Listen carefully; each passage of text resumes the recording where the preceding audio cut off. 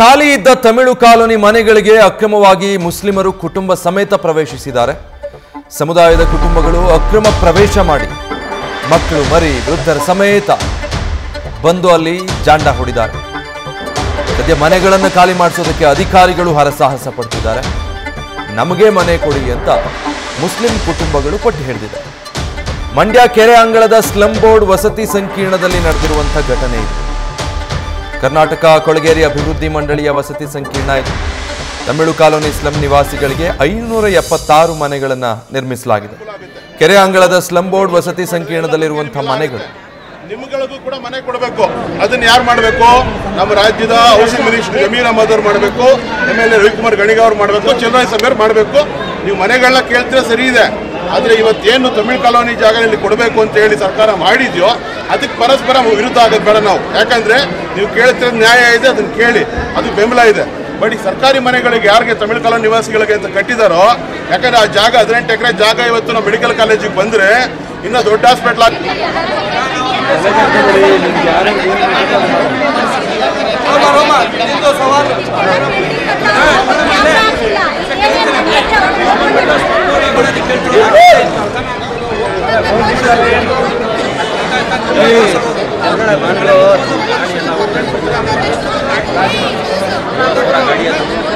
ಇದು ನೀವು ಕಟ್ಟೋದು ಇಷ್ಟು ವರ್ಷ 5 ವರ್ಷ 6 ವರ್ಷ ಆಯ್ತು ಕೇಸು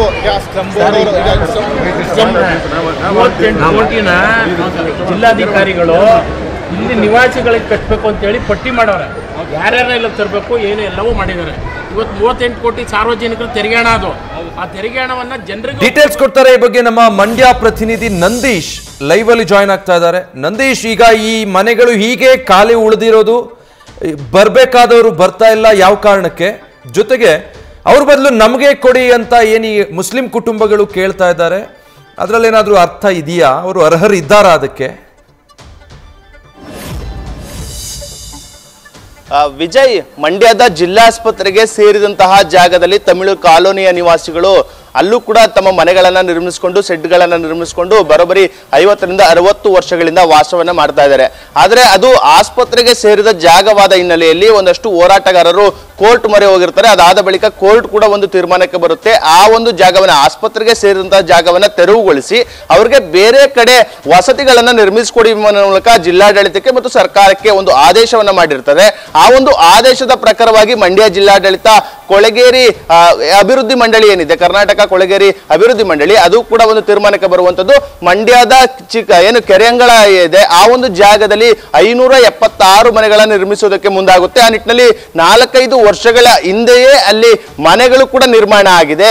ಆ ಮನೆಗಳ 2 ವರ್ಷಗಳ ಹಿಂದೆ ಅವರಿಗೆ ಹಸ್ತಾಂತರ ಮಾಡುವಂತಹ ಕೆಲಸಕ್ಕೂ ಕೂಡ ಮುಂದಾಗಿದ್ರು. ಆದ್ರೆ ಆ ತಮಿಳು ಕಾಲೋನಿಯ ಸ್ಲಂ ನಿವಾಸಿಗಳು ಅದಕ್ಕೆ ಒಪ್ತಿಲ್ಲ. ಅಂದ್ರೆ ನಮಗೆ ಏನು ಪ್ರತ್ಯೇಕವಾಗಿ ಮನೆಗಳನ್ನು ನಿರ್ಮಿಸಿಕೊಡ್ಬೇಕು, ಅಲ್ಲಿ ಜೆಟ್ ಫ್ಲೋರ್ ಒಂದು ಮನೆಗಳನ್ನು ನಿರ್ಮಾಣ ಮಾಡಲಾಗಿದೆ, ಅಲ್ಲಿ ವಾಸ ಮಾಡೋದಕ್ಕೆ ಆಗಲ್ಲ ನಿಟ್ಟಿನಲ್ಲಿ ಪಟ್ಟಣ ಹಿಡಿತಾರೆ. ಅದಾದ ಬಳಿಕ ಅವರನ್ನು ಮನವೊಲಿಸುವಂತ ಕೆಲಸಕ್ಕೆ ಜಿಲ್ಲಾಡಳಿತ ಮುಂದಾಗಲ್ಲ. ಇದುವರೆಗೂ ಕೂಡ ಅದು ಅದೇ ರೀತಿ ಕುಂಠಿತವಾಗಿ ಸಾಕ್ತಾ ಇದೆ ಅಂತಾನೆ ಹೇಳ್ಬೋದು. ಆದ್ರೆ ಇದರ ನಡುವೆ ಇದೀಗ ಮುಸ್ಲಿಂ ಸಮುದಾಯದ 100 ಕುಟುಂಬಗಳು ಇದೀಗ ಏಕಾಏಕಿ ಆ ಒಂದು ಏನು ತಮಿಳು ಕಾಲೋನಿಯ ಸ್ಲಂ ನಿವಾಸಿಗಳಿಗೆ ನಿರ್ಮಿಸಿದಂತಹ ನೂತನ ಮನೆಗಳಿಗೆ ಲಗ್ಗೆಯನ್ನ ಇಟ್ಟಿರುವಂತದ್ದು. ಏನು ಮಕ್ಕಳು ಮರಿ ಮತ್ತೆ ಒಂದಷ್ಟು ಜನರ ಎಲ್ಲರೂ ಕೂಡ ಸೇರಿ ಅವರು ಇಡೀ ಕುಟುಂಬವೇ ಬಂದು ಬೀಗವನ್ನ ಒಡೆದು ಏಕಾಏಕಿ ಅತಿಕ್ರಮಣ ಪ್ರವೇಶವನ್ನ ಮಾಡಿರುವಂತದ್ದು. ಇದು ಒಂದು ರೀತಿ ಜಿಲ್ಲಾಡಳಿತಕ್ಕೆ ಇದೀಗ ತಲೆನೋವಾಗಿದೆ ಅಂತ ಹೇಳಿದ್ರೆ ತಪ್ಪಾಗ್ಲಾರದು. ಯಾಕೆಂದ್ರೆ ಅತಿಕ್ರಮವಾಗಿ ಪ್ರವೇಶ ಮಾಡಿದಂತವರನ್ನ ಹೊರಕಳಿಸೋದಕ್ಕೂ ಕೂಡ ಇದೀಗ ಜಿಲ್ಲಾಡಳಿತ ಮತ್ತು ಪೊಲೀಸ್ ಇಲಾಖೆ ಹರಸಾಹಸವನ್ನ ಪಡುವಂತ ಕೆಲಸಕ್ಕೆ ಇದೀಗ ಮುಂದಾಗ್ತಾ ಇದೆ. ಯಾಕೆಂದ್ರೆ ಅವರು ಪಟ್ಟಣ ಹಿಡಿತಾ ಇರುವಂತದ್ದು, ನಮಗೂ ಕೂಡ ಮನೆ ಇಲ್ಲ, ಆ ತಮಿಳು ಕಾಲೋನಿಯ ಸ್ಲಂ ನಿವಾಸಿಗಳು ಈ ಒಂದು ಮನೆಗಳಿಗೆ ಬರೋದಕ್ಕೆ ಕೂಡ ಒಪ್ತಾ ಇಲ್ಲ. ಆ ನಿಟ್ಟಿನಲ್ಲಿ ನಮಗೆ ಮನೆಯನ್ನ ಕೊಡುವ ನಿಟ್ಟಿನಲ್ಲಿ ಆಧಾರ್ ಕಾರ್ಡ್ ಅನ್ನ ತೆಗೆದುಕೊಂಡು ಬಂದು ಇದೀಗ ಆ ಒಂದು ಅತಿಕ್ರಮವಾಗಿ ಮನೆಗಳಿಗೆ ಪ್ರವೇಶವನ್ನ ಲಗ್ಗೆಯನ್ನ ಇಟ್ಟಿರುವಂತದ್ದು. ಇದು ಒಂದು ರೀತಿ ಜಿಲ್ಲಾಡಳಿತಕ್ಕೆ ಬಹುದೊಡ್ಡ ತಲೆನೋವಾಗಿದೆ. ಆ ನಿಟ್ಟಿನಲ್ಲಿ ಅವರನ್ನ ಏನು ಹರಸಾಹಸ ಅವರನ್ನ ಹೊರಕಳಿಸೋದಕ್ಕೂ ಕೂಡ ಇದೀಗ ಹರಸಾಹಸ ಪಡ್ತಾ ಇದೆ, ಅವರಿಗೆ ಮನವೊಲಿಸುವಂತ ಕೆಲಸವನ್ನ ಮಾಡ್ತಾ ಇದೆ. ಆದ್ರೆ ಆ ಒಂದು ಮುಸ್ಲಿಂ ಸಮುದಾಯಗಳು ಅತಿಕ್ರಮಣ ಪ್ರವೇಶ ಮಾಡಿದ್ದಾರೆ, ಅವರು ಹೊರ ಹೋಗೋದಕ್ಕೂ ಕೂಡ ಒಪ್ತಾ ಇಲ್ಲ. ಆ ನಿಟ್ಟಿನಲ್ಲಿ ಜಿಲ್ಲಾಡಳಿತ 10 ದಿನಗಳ ಕಾಲ ಸಮಯವನ್ನ ಕೇಳಿರುವಂತದ್ದು. ಸ್ಥಳೀಯ ಶಾಸಕರು, ಜಿಲ್ಲಾ ಮಟ್ಟದ ಅಧಿಕಾರಿಗಳು ಎಲ್ಲರ ಸಮ್ಮುಖದಲ್ಲಿ ಒಂದು ತೀರ್ಮಾನವನ್ನ ಮಾಡ್ತೇವೆ ಎಂಬ ನಿಟ್ಟಿನಲ್ಲಿ ಇದೀಗ ಅವರಿಗೆ ಒಂದು ಮನವೊಲಿಸುವಂತ ಯತ್ನವನ್ನ ಮಾಡ್ತಾ ಇದ್ದಾರೆ. ಆದ್ರೆ ಇದು ಸಫಲವಾಗುತ್ತೆ ಎಂಬುದನ್ನ ಒಂದೆರಡು ದಿನಗಳ ಕಾಲ ಕಾದು ನೋಡಬೇಕಾಗಿದೆ.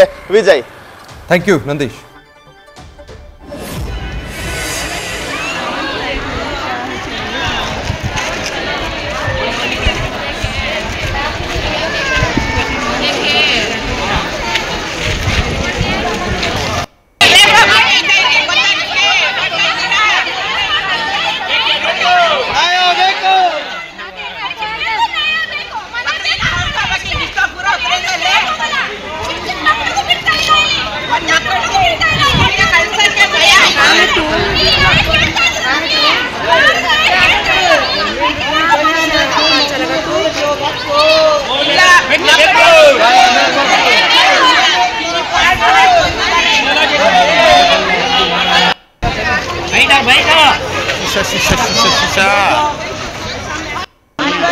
ನಾಯಿ ಕುಕ್ಕೂರು ದಾಂಡವಾಡಿ ಅವರು ಅವೆಲ್ಲ ಮಂದಿ ಇರ್ತಾರೆ. ಜನ ಸೇಫ್ಟಿ ಇತ್ತು ಮನೆ ಏನೈತೆ ಈ ಸೇಫ್ಟಿ ಮಾತಾಡ್ತಾ ಇರ್ತಾರೆ.